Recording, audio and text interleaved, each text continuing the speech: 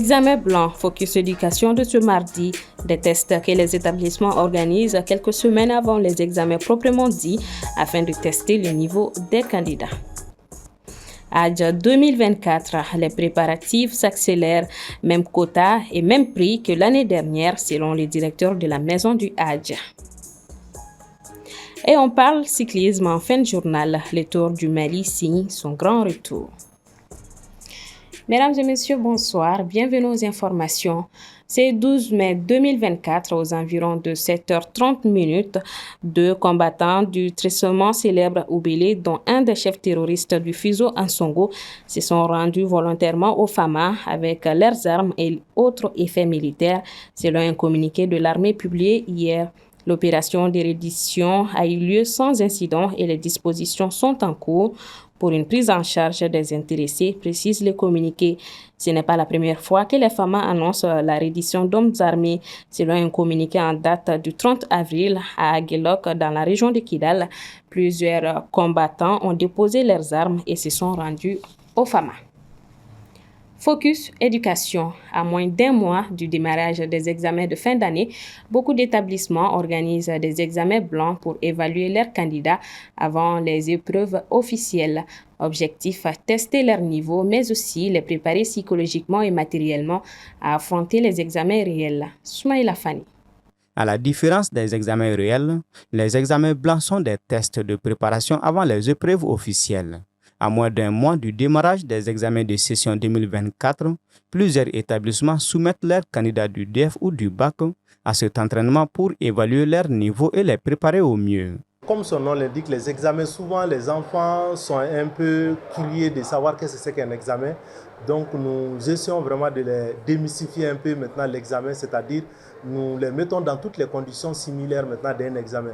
Nous leur disons que voilà comment maintenant on choisit les sujets. Généralement, c'est choisi en fonction d'un moyen de la classe. Généralement, ce ne sont pas des sujets difficiles. Donc ne vous paniquez pas maintenant face à cette situation.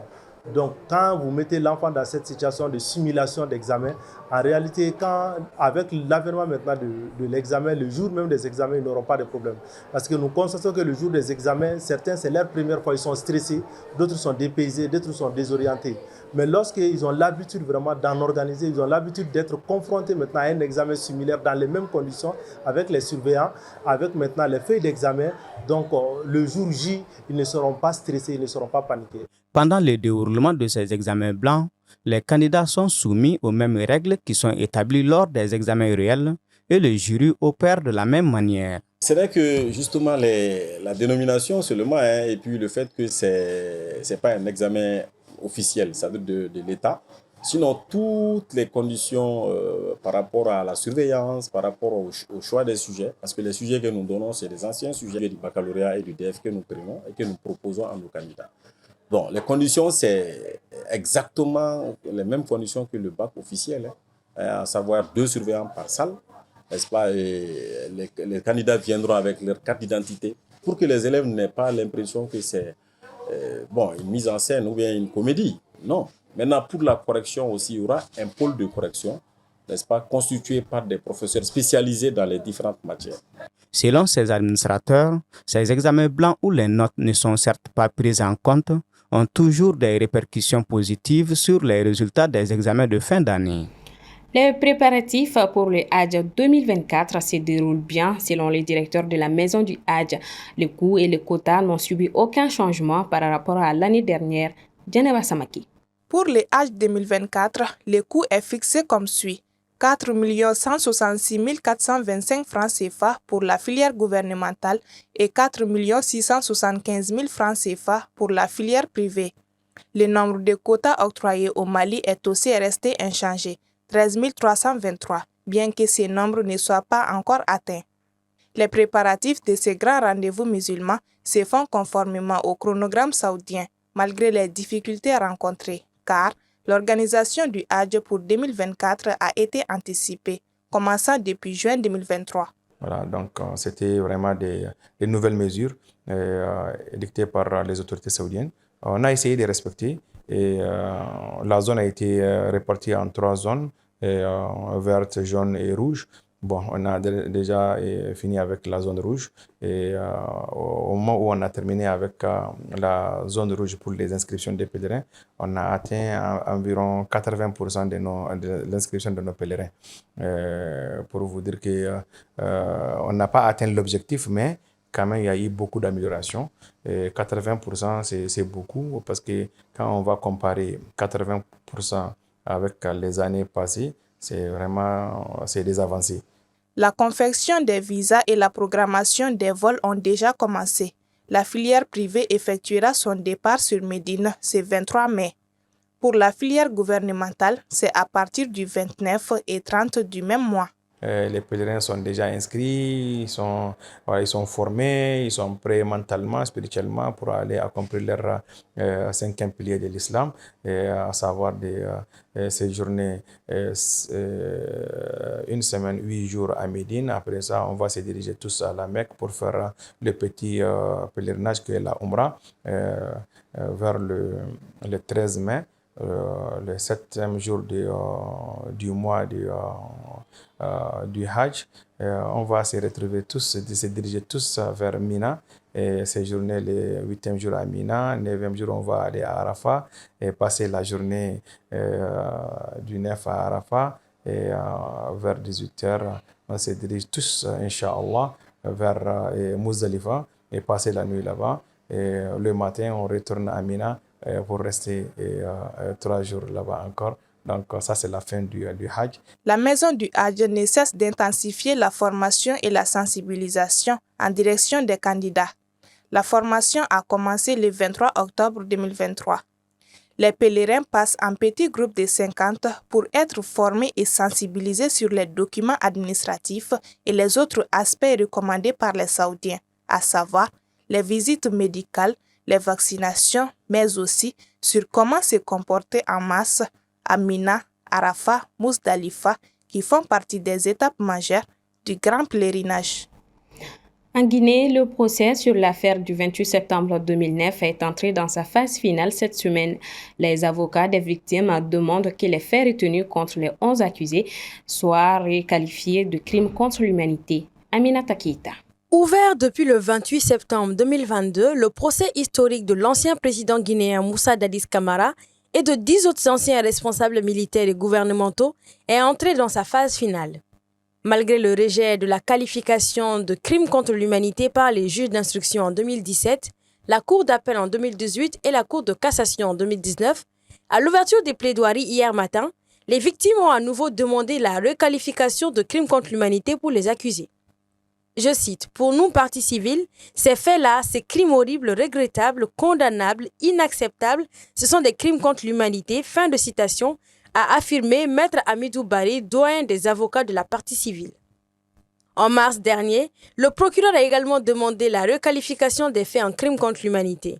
La Cour a décidé qu'elle statuerait au moment du jugement, mais pour l'heure, les chefs d'accusation retenus par la justice sont assassinat, meurtre, acte de torture, coups et blessures volontaires, séquestration, incendie volontaire ou encore pillage. Alors, c'est une phase importante qui a commencé ce lundi. C'est la phase des plaidoiries et des réquisitions du parquet. Les victimes, certes, demandent une indemnisation financière qui peut aller jusqu'à hauteur de 20 milliards de francs guinéens, mais ce n'est pas que ça. Ils veulent aussi que ce procès serve d'exemple pour que plus jamais de tels crimes en Guinée qui évidemment a un lot passif dans ce domaine. Il faut le rappeler, il y a beaucoup d'avocats mobilisés. Les meilleurs cabinets, les meilleurs avocats de Guinée sont mobilisés pour ce procès et chacun vient avec des arguments. C'est l'art de oratoire qui est en jeu. C'est aussi les preuves qui sont évidemment en train d'être étayées par les avocats et ça va prendre un peu de patience.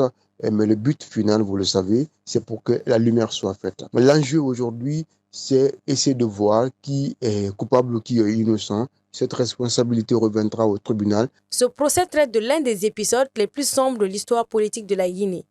Le 28 septembre 2009 et les jours suivants, des membres de la garde présidentielle, des soldats, des policiers et des miliciens avaient réprimé un rassemblement de l'opposition et fait des massacres dans un stade de Conakry et ses alentours. Au moins 156 personnes ont été tuées par balle, au couteau, à la machette ou à la baïonnette, des centaines blessés et au moins 109 femmes violées, selon le rapport d'une commission d'enquête internationale mandatée par l'ONU. Avec le début de cette phase finale, les avocats des parties civiles devraient s'exprimer pendant plusieurs jours au nom d'organisations représentant des centaines de victimes. La Cour a aussi demandé aux avocats de faire en sorte que les accusés soient fixés sur leur sort avant les vacances judiciaires en août. A rappeler qu'un des accusés, Claude Pivy, manque toujours à l'appel après son évasion spectaculaire en novembre 2023. Le capitaine Moussa Dadis Camara ainsi que le colonel Moussa Tcheboro Camara, qui avaient également été libérés, ont été très vite retrouvés. En sport, l'international malien Kamori Doumbia a remporté hier lundi le trophée du plus beau but de la saison en France, un trophée décerné par l'UNFP. C'est le 20 décembre 2023, lors de la 17e journée de Ligue 1, que le Malien avait inscrit un incroyable quadruplé avec Brest contre Lorient 4-0, dont une magnifique volée qui a été primée. Sport toujours et une bonne nouvelle cette fois-ci pour les amoureux du cyclisme. Après une dernière édition en 2021, le Tour du Mali fait son retour. L'annonce a été faite hier lundi 13 mai au cours d'une conférence de presse. Assetoumani Koulibaly était sur place. Après 3 années d'absence, le Tour du Mali cycliste fait son grand retour. La 10e édition se tiendra du 21 au 26 mai prochain. 16 équipes, composées chacune de 6 coureurs, et venant de plusieurs pays comme le Maroc, l'Afrique du Sud, la Côte d'Ivoire ou encore le Burkina Faso prendront part à la compétition. Le tour est réparti en 6 étapes. Les coureurs prendront le départ à Bamako pour la distance de Bamako-Bougouni, 144 km, Kolondieba-Niena, 154 km, Sikasso, 118,6 km, Koutiala, 109 km et Ségou, 120 km en circuit fermé et la phase finale, Fana Bamako, plus le critérium sur le boulevard de l'Indépendance, 144 km. Au dire des responsables, le Mali ne ménagera aucun effort pour garder le maillot jaune au pays. Donc, Monsieur le ministre, le concept et la philosophie du Tour, c'est que le cyclisme, c'est un sport gratuit qui va vers le public et peut véhiculer tous les messages publicitaires, promotionnaires, sociaux, humanitaires. Donc c'est ce qui fait même la beauté du cyclisme, parce que c'est le seul sport qui va vers tout le monde. En étant sur place, vous allez voir que nous allons parcourir pendant ces 6 jours 790 km à travers le Mali. C'est très important. Et en le faisant, on va en tout cas faire découvrir notre belle culture à tous ces pays qui vont être là avec nous, même ceux-là qui ne seront pas là, mais qui vont nous suivre à distance. Et nous avons le dernier maillot jaune qui est là avec nous, Isiaka Koulibaly qui est de l'USOAS. Voilà, c'est lui le dernier maillot. Lors de la 9e édition, c'est lui qui détient le maillot jaune. Donc on va continuer à se préparer pour que le maillot jaune reste malien. Le Tour du Mali est surtout une initiative intégratrice qui a pour but de réunir tout un pays. Pour le ministre des Sports, l'objectif est ambitieux et permettra de valoriser la discipline au Mali. Le cyclisme, c'est une discipline extrêmement célèbre, extrêmement prisée. Et vraiment, on aurait perdu grand de ne pas avoir un tour ici au Mali. Donc, vraiment, nous remercions la fédération. Et nous espérons que le tour du Mali va être un des meilleurs tours que nous allons organiser. J'étais en train de calculer 790 km, c'est quitter ici et aller à Douanzan. C'est très très loin. Même en bus, c'est loin. Même en avion, ce n'est pas court. Donc c'est pour dire que l'effort ou les efforts que vous faites pour faire toute cette distance sont des efforts qui sont exceptionnels. Vraiment exceptionnels. Et en tout cas, bonne continuation. Avoir 14 pays ici au Mali, c'est un honneur. Ça montre que notre pays n'est pas du tout écarté. Ainsi, du 21 au 26, le Mali sera rythmé par les pédalés des meilleurs cyclistes du continent. Pour le bon déroulement de la compétition, plusieurs mesures ont déjà été prises, dont les questions d'hébergement, l'état des routes, qui devrait être résolu, et d'autres préparatifs techniques. Les coureurs vont parcourir 790 km dans l'optique de remporter la victoire. Point final à ce 19h45. Merci à vous de l'avoir suivi. À demain, même heure, même plateau. Bonsoir à tous.